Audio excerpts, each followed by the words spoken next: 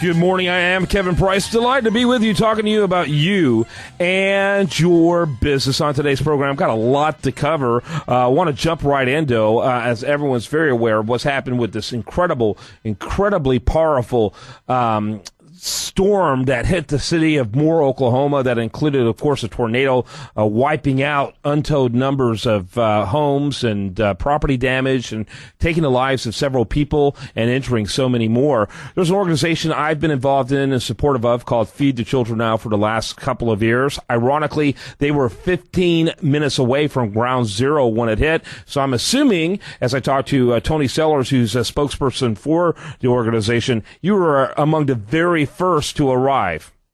Well, that's exactly right. We had a lot of our own employees were affected, Kevin. We have 6 employees that lost their homes.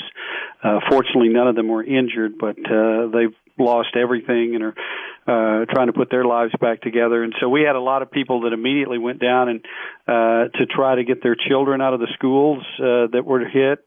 It was certainly a chaotic time on Monday. But since then, since we are located here, we've been collecting donations from the public, and we've been distributing to the disaster victims over the last few days. In fact, coming up here in about 45 minutes, we're at the Lowe's on Interstate 35. Many of their employees lost their homes in Moore. And Jimmy Johnson, a 6-time NASCAR champion, is in town with us. His wife is from Oklahoma, and he wanted to come in and make a special effort. He's sponsored by Lowe's. So we have a truck down there today delivering disaster supplies to the victims in Moore with Jimmy Johnson. And we've had a lot of high-profile people. Wes Welker, the Denver Broncos, this is his hometown. He came in with us Sunday, and we took two truckloads into the community and loaded up cars and drove to houses in the neighborhoods where people were affected. You know, there were almost 4,000 homes that suffered some sort of damage. There were about 1,250 that were completely destroyed. About another 450 have major damage, and we're talking upwards of 15 to 20,000 people who've been displaced because of the path of that storm.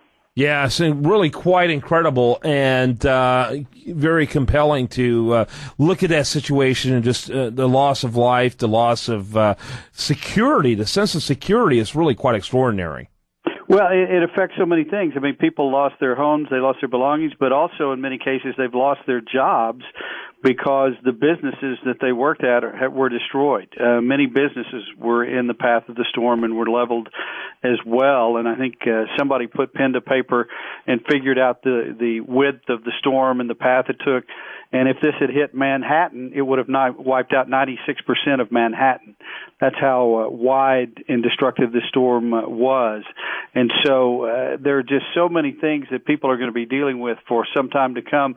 Yes, many of them had insurance. About 80% of them, I think, right now will be able to rebuild and do those kind of things. But in the interim, you know, that's a long process of dealing with the red tape and paperwork and just, you know, finding some place to stay and live and eat and work while everything is being put back together. And that's where we come in. As you mentioned, you know, we're 15 minutes away. We're going to be here after the TV satellite trucks leave, after the other out-of-state organizations leave. We're going to be here on the scene continuing to provide help.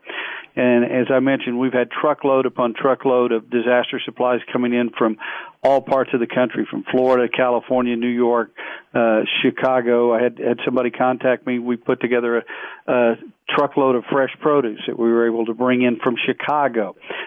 Everybody saw this on television nationally and worldwide, and it touched heartstrings, and people responded. We didn't even have to call. They just started showing up with truckload upon truckload at our distribution. So, hey, you know, as you know, you can talk. Let me tell you, buddy, and I got just a gazillion questions, and I know your ability to continue is amazing, but let me engage with you if you don't mind.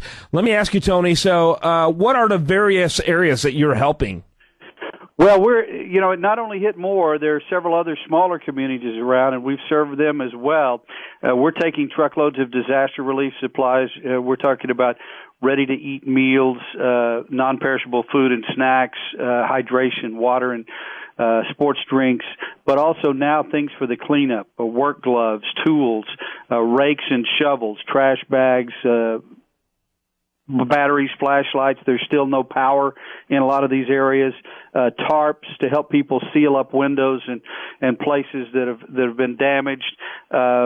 We've got containers coming in from Rubbermaid, truckloads of containers. That's one of the most sought after things in disaster, Kevin, because people have lost everything. But if they're able to salvage just a few things from what was left of their home, where do they put it? Right. So they use these ice chests and containers on wheels, kind of to store their memories and to store what's left of their lives, as well as being able to keep things cold and from spoiling and things like that. So those are one of the greatest things. So those are the things we're trying to get from corporate partners, and of course, cash donations help us to get those items in bulk. And there are several ways that we've set up for people to make donations. You can text the word disaster to 80888 and make a $10 contribution that way. You can go to feedthechildren.org/disaster and contribute. If you want to find out everything that we're doing, we have a page set up, feedthechildren.org/tornado response, and you can see what we're doing and the people that we're working with corporately to help us out with that. And also, Tony, I got to wrap it up. Thanks for being with us. Tony Sellers, he's with Feed the Children. Make sure you check him out over there at feedthechildren.org. This is, as he pointed out, there's this window immediately after a disaster like this that gets an incredibly huge amount of attention from the media. But you know what? Long after the media trucks, are piled with their content and they get back on the road, the disaster is still there. And it's imperative to support these people as they go through this long, grueling process. And so I want to encourage people to check out feedthechildren.org. That's feedthechildren.org. One more time, very quickly, Tony, that number for people to call if they just want to give $10. You know what? Give $10 right now and maybe help more later. What is the number? You can text disaster to 80888 or call 800-627-4556. Also, something creative that they do is they're members of an organization called iTex. A lot of people, including myself, support them through iTex, which, frankly, iTex is as good as money with the things that they can purchase. What kind of things are you purchasing with iTex? Well, the items that I mentioned earlier, Kevin, and I want to let you know that we've had over $80,000 in iTex donations already.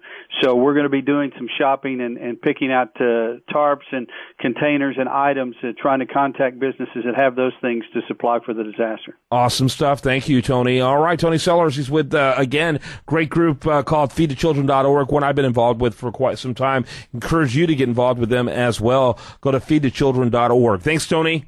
Thank you, Kevin. All right, when we come back, we're going to have more for you. Do want to remind you, best content appears over there at usdailyreview.com.